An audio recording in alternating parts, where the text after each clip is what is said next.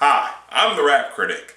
And just in time for my Missy Elliott video where I mentioned how people were comparing her to Nicki Minaj, comes a new single from Nicki Minaj called Pills and Potions. So let's prepare for another look at me video where she does weird outlandish things just to get people talking about her. Whoa, look at Nicki Minaj, she looks normal. No crazy hairstyle, no exaggerated faces, just her. And her boobs, but I was expecting that. Pills and potions. Okay, that's kind of random, but not enough to be distracting. So what's this song about? Pills and potions. We're overdosing. Oh, okay, I get why this song's more serious. From the context I'm getting, I'm guessing it's gonna be a song about substance abuse and trying to get through it all. Okay, that's unexpected, but it definitely can make for a powerful, meaningful song. Pills and potions. Oh, you didn't. Wow, you just subverted the meaning of your own song for the sake of an ad for Beats by Dre pills. I mean, I could understand if this was in a party song, but this is obviously not meant to be that. I haven't even gotten to the lyrics yet, and already I can't take this song seriously now, because they thought it'd be cute to use a play on words that equates Beats by Dre stereos to crippling drug addiction. But hey, what do I know? Maybe this song isn't about narcotics. Maybe it's actually about overdosing on the sweet audio quality of Beats by Dre pills. So what, does the word potions in the title not refer to a general term for alcoholic substances, but instead is like an ad for, I don't know, a perfume line or something? Pills and potions. We're overdosing. Huh. I'm angry, but I still love you. Well, you know you can't have a down-tempo song without the word love in the chorus. So now it's more clear what the song is actually about. Substance abuse when it intervenes in a relationship. Okay, that sounds engaging. I still love, I still love, I still love, I still love, I still love. Thank you for expanding upon that idea. I mean, she just says, I still love. Go on. Did you want to tell us who or what you love? Or when you say, I still love, are you just plainly stating, I possess the general capacity to show affection? I guess that's fair. What the hell is that? Are those supposed to be tears? What, is she crying mercury? What is this supposed to be? It looks like the water animation you would see in one of those 90s TV shows when they still hadn't figured out how to use CGI. Is that supposed to be smoke? That looks horrible. Maybe they could be great clouds or something, but definitely not smoke. And does that mean this last scene is about her being surrounded by smoke? It looks more like she's surrounded by deformed zombies covered in gray bed sheets. But, sorry, back to the song.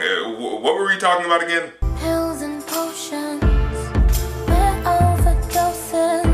Oh, yes, chemical dependency affecting a loving relationship. Got it. Pills and potions. We're overdosing. Can't stand it, but I still love you. I still love you. Not in the ear. Oh, sorry. I couldn't. I'm trying to say that the song is boring. And that's not to say that down-tempo songs are inherently boring, but this just isn't striking me like it should. The beat's just inoffensive and unengaging.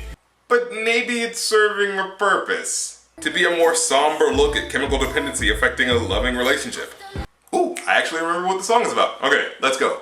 Hey yo, they could never make me hate you, even though what you was doing wasn't tasteful. Okay, so this first line could be about how no matter how crazy someone they love may get on drugs, she'll still love that person at their core, even though she's not necessarily overlooking the things this person may have done to her. Even though you out here looking so ungrateful, I'ma keep it moving, be classy and graceful. And here she's saying she remains calm with a sense of quiet dignity and grace, despite how drugs can make a close one blind to the emotions of those who have done a lot for you. To be clear though, I'm only assuming that drugs are the reason this unnamed person is acting the way they act, because I literally haven't been given any other context. I told him it's no friends in the game, you ain't learned that yet. All the bridges you came over, don't burn that yet. This song is about drugs, right? because without the context of the chorus, this verse could be about some guy who's just a jerk. Niggas want respect, but niggas ain't earned that yet. Self-righteous and entitled, but they swearing on the Bible that they love you when really they no different from all your rivals. I'm sorry, are we still talking about chemical dependency affecting loving relationships? Because so far, this just sounds like the Nicki Minaj version of No New Friends by Drake. People will love you and support you when it's beneficial. I'ma forgive, I won't forget, but I'ma dead the issue.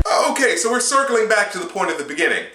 Well, at the beginning of the first verse. As I'm under the assumption that this song no longer has anything to do with drugs. Honestly, it feels like the word pills and potions in the chorus are there just to make the song sound more important than it really is. Also, to sell merchandise. But okay, the point is she's saying that she understands how underhanded and shady people can be, but that she will be the bigger person in the situation and let it pass. But I sped off in the Benzie. I see the envy when I'm causing a frenzy.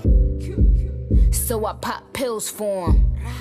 Cop cribs in the hills on 'em. So this is the message I'm getting from this more mature, responsible Nicki Minaj. Hey, man, I know you've wronged me in the past, but I forgive you for what you've done. Because my life is better than yours. Woo! I'm rich, yeah! Sounds healthy. Look, I don't like the sentiment that this song is slowly churning out. It's like, yeah, things are going wrong in her life, but she's still totally super rich, you guys. Lest we forget. And I can understand for any other song where the whole purpose is her bragging, but I was under the impression that this wasn't going to be one of those songs, specifically based on the chorus.